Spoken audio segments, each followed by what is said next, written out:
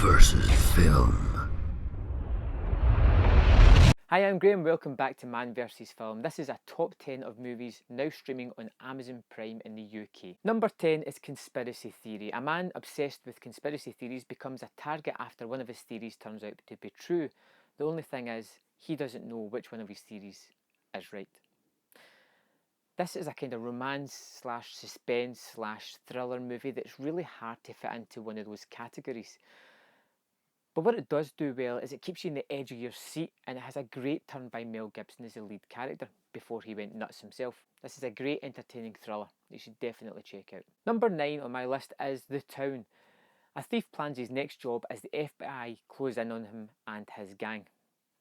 Ben Affleck is absolutely great in front of the camera and fantastic behind the camera as he directs this movie as well. It is full of really interesting, fully fledged characters, and the robbery scenes themselves are extremely tense and really well shot. Number 8 on my list is Jack the Giant. An ancient war between humans and giants is reignited when Jack opens a gateway between the two worlds. This is a fun family movie that really doesn't take itself too seriously. The CGI is fantastic, the performances are kind of hammy, but they fit in with the aesthetic of the movie, and this is just a great watch for pretty much anybody.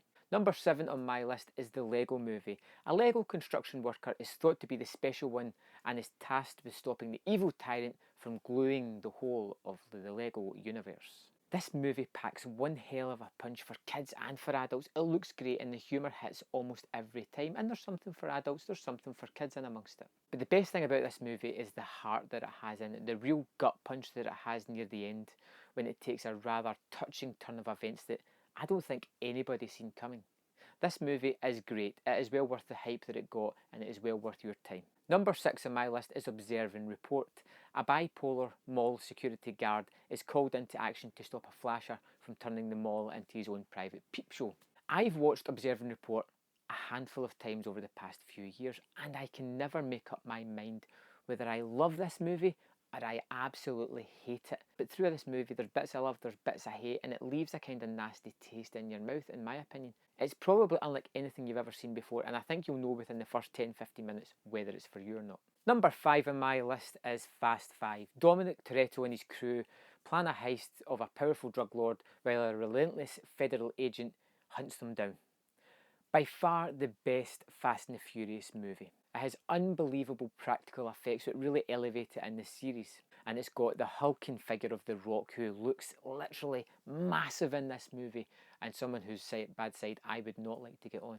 This is where the franchise really took a turn and became something bigger than the drag racing movie that it was. It turned into a mega blockbuster franchise. These big event movies that we see now, and this is where it all started, and this is the best of all 7 of the movies. Number 4 on my list is the original Nightmare on Elm Street, the one from 1984, directed by Wes Craven. Several teenagers are hunted by a cruel serial killer who kills his prey in their dreams. It's such a strange, fantastical idea, and it works extremely well. It's one of my favourite horror movies ever, and this is how horror really should be done. It's still horrifying today and holds up extremely well with some really off-kilter, really strange imagery all the way through the movie, as these nightmares come to life in the most horrific ways. Number 3 on my list is last year's Mr. Holmes. A retired Sherlock Holmes deals with dementia as he tries to remember his final case and a mysterious woman whose memories haunt him. This is a great returning of Sherlock Holmes, and there's a few versions out at the moment, but this is something wholly unique that we have never seen before.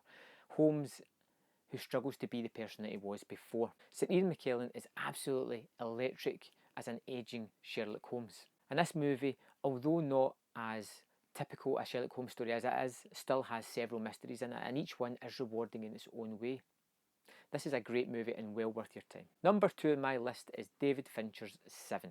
2 detectives, a rookie and a veteran, hunt a serial killer who's using the 7 deadly sins as his modus operandi. This is a dark, bleak movie, and it's one that forged the relationship between Brad Pitt and director David Fincher, who would go on to make Fight Club together. Morgan Freeman also stars in this with Pitt, and the two of them have a real chemistry together, and it's a really interesting watch. It's not a movie that finishes and you feel good about yourself for watching. It's dark, it's gritty, it's bleak, it's got some horrific set pieces in it, but ultimately it's one of the best movies of the 90s. Number 1 on my list is Spike Lee's Inside Man. A police detective, a bank robber and a high-powered broker must negotiate when a heist goes wrong and turns into a hostage situation. This is Spike Lee's most mainstream movie. It is a cracking thriller, mystery, heist movie that always keeps you guessing and you're always wondering where it's going to go. Ultimately, it's such a rewarding experience watching this movie because it's involving. You want to know what's going to happen. You like the good characters, you like the bad characters, you like them all in their own way, and you want to see who's going to come out on top on this one. I think Inside Man is one of the best movies that I've seen, and it seems to have slipped by a lot of people. And it's on Amazon Prime. It's 10 years since it first came out, and I urge that you go and check this out. I think you're going to love it, and if you haven't heard of it before, don't read in anything to it. Just sit down and watch this fantastic movie. So that's 10 movies to watch this April on Amazon Prime, and I will see you next month for another top 10. So thanks for watching my video, and I will see you next time on Man vs. Film. So thanks for watching that video. I hope you enjoyed it. If you notice on screen, there is 2 more videos that you can click and watch at your leisure. There is also a large subscribe button at the bottom of the screen. If you would like to subscribe to my channel, I will forever be in your debt. Thanks for watching, and I will see you next time on Man vs. Film.